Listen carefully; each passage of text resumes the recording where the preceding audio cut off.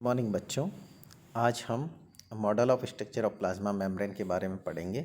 इससे पहले हमने प्लाज्मा मेम्ब्रेन के बारे में पढ़ा था, तो वहाँ पर हमने देखा था जो एनिमल सेल है इसके चारों तरफ प्लाज्मा मेम्ब्रेन पाया जाता है, और जो प्लांट सेल है वहाँ पर प्लाज्मा मेम्ब्रेन के बाहर की तरफ भी सेल वॉल पाया जाता है जो कि डेड होता है। लेकिन हम देखते हैं जो मेनली जो एनिमल सेल है उसकी आउटर लेयर है वो प्लाज्मा मेम्ब्रेन ही होती है। तो यहाँ पर हम आज देख रहे हैं model of structure of plasma membrane. तो सबसे पहले हम देखते हैं व्हाट इज प्लाज्मा मेम्ब्रेन। तो प्लाज्मा मेम्ब्रेन क्या है? तो plasma membrane is a thin, transparent, electron microscopic, elastic, regenerative and semi permeable membrane. तो प्लाज्मा मेम्ब्रेन यहाँ पर एक अत्यंत पतली, लचीली, पारभासी तथा चयनात्मक पारगम्य होती है। इसे सूक्ष्म दृष्टि द्वारा नहीं देखा जा सकता। हम इलेक्ट्रॉन माइक्रोस्कोप द्वारा देखते हैं तो हमें पता चलता है कि यहाँ पर जो प्लाज्मा मेम्ब्रेन है ये 60 से लेकर 100 एंगस्ट्रॉम तक मोटी होती है। प्रत्येक सेल का जीव द्रव्य चारों ओर जीव द्रव्य कला से परिबद्ध होता है। तो यहाँ पर हम देखते हैं जो डिफरेंट मॉडल हैं जो प्लाज्मा मेम्ब्रेन से रिलेटेड हैं। फर्स्ट है ओवर्टन मॉडल, ये जो 1902 में दिया गया था। इसके अंतर्गत plasma membrane is compost of a thin layer of lipid. इसके अंदर खाली एक लिपिड की जो थिन लेयर है उससे मिलके जो ये ओवर्टन मॉडल में बताया गया है कि प्लाज्मा मेम्ब्रेन खाली थिन लेयर होती है लिपिड की, उससे बना होता है। सेकंड, गॉटर एंड ग्रेंडल मॉडल जो 1925 में दिया गया है। तो यहाँ पर plasma membrane is made up of double layer of lipid molecule. यहाँ पर प्लाज्मा मेम्ब्रेन जो लिपिड है उसकी डबल लेयर से बना होता है। और जो थर्ड मॉडल था प्रोटीन लिपिड प्रोटीन हाइपोथेसिस, इसको हम सैंडविच मॉडल भी कहते हैं और ट्राइलेमिलर मॉडल भी कहते हैं। इसके बारे में हम अभी आगे पढ़ेंगे। और इसके बाद है रॉबर्टसन यूनिट मेम्ब्रेन मॉडल। और जो लास्ट जो सबसे इम्पोर्टेंट है फ्लूइड मोज़ेक मॉडल, जो कि सिंगर एंड निकोलसन ने 1972 के अंदर दिया है।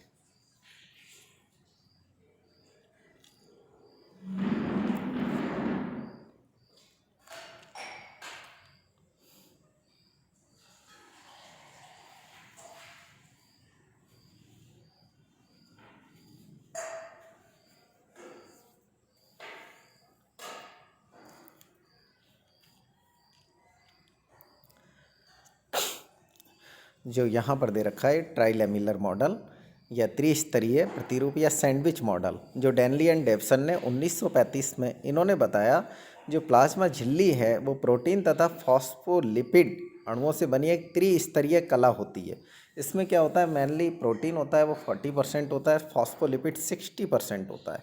इसमें हम देखते हैं जो प्रोटीन अणु हैं जो बाहर की तरफ दोनों तरफ प्रोटीन के अणु रहेंगे और बीच में फॉस्फोलिपिड की बाई लेयर है। लेकिन ये फॉस्फोलिपिड की जो बाई लेयर है ये पास आने के बाद बिल्कुल एक ही यूनिट दिखाई देती है, मतलब बिल्कुल पास। तो यहाँ पर जो फर्स्ट है तो वो तो था protein, second phospholipid by layer और थर्ड प्रोटीन। तो इसमें 3 लेयर, जैसे फर्स्ट प्रोटीन और बीच में फॉस्फोलिपिड और थर्ड प्रोटीन। तो इन तीनों को हम मिलाकर इसे बोल देते हैं ट्राइलेमिलर मॉडल। ये एक सैंडविच की तरह दिखता है तो इसलिए हमें सैंडविच मॉडल भी कहते हैं।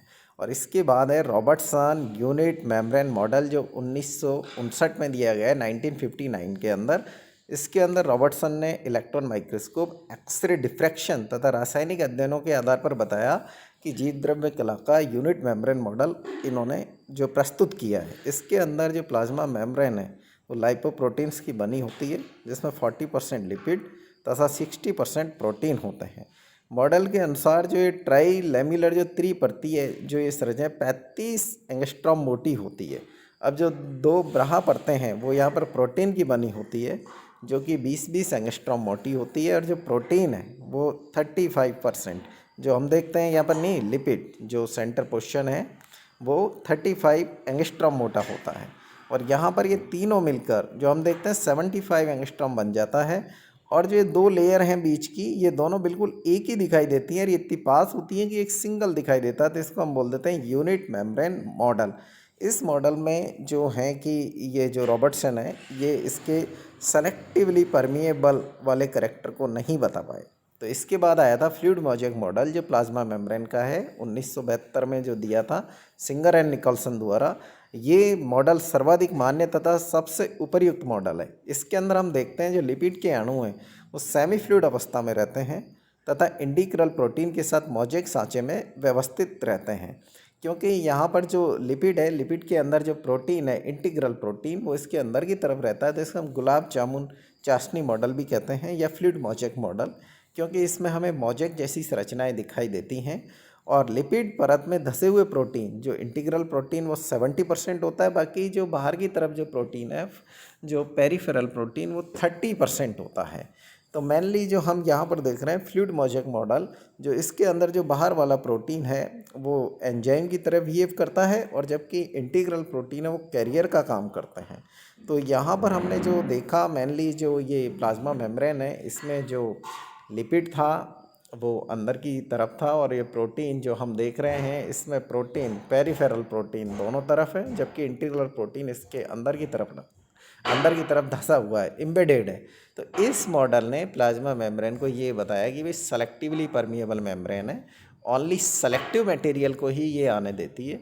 तो ये जो सबसे ज़्यादा एक्सेप्ट करने वाला मॉडल, जो सबसे ज़्यादा एक्सेप्टेबल मॉडल ही फ्लूइड मोज़ेक मॉडल है, जिसने प्लाज्मा मेम्ब्रेन के बारे में इसके सारे करेक्टर की, ये थिन है, transparent, electron microscope, elastic, regenerative जो मेम्ब्रेन है, इसके बारे में बताया। तो फ्लूइड मोज़ेक मॉडल से हम जो प्लाज्मा मेम्ब्रेन की स्ट्रक्चर को अच्छी तरह से समझा पाते हैं। तो यहाँ पर हमने देखा था कि फॉस्फोलिपिड था वो तो बाइलेयर था, उसका जो हेड पोर्शन था वो हाइड्रोफिलिक था, जो वाटर अट्रैक्टिव, और जबकि टेल पोर्शन जो हाइड्रोफोबिक, जो कि फैट सॉल्युबल था।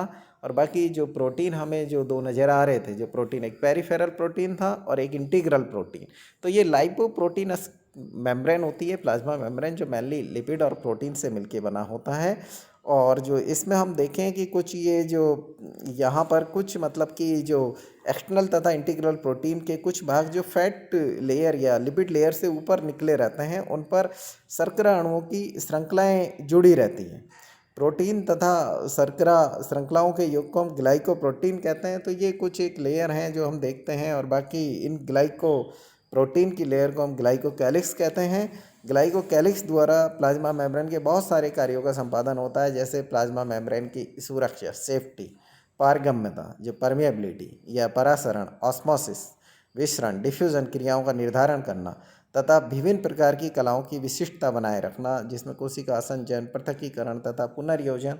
तो ये कई सारे जो फंक्शन हैं मेनली जो यहाँ पर हम देख रहे हैं, जो ये लेयर है ग्लाइकोकैलिक्स, इसके द्वारा होते हैं। बाकी जो प्रोटीन है वो जो ये प्लाज्मा मेम्ब्रेन है वो मेनली लिपिड और प्रोटीन से मिलके बना होता है, तो इसको हम लाइपोप्रोटीनस मेम्ब्रेन कहते हैं। Thank you.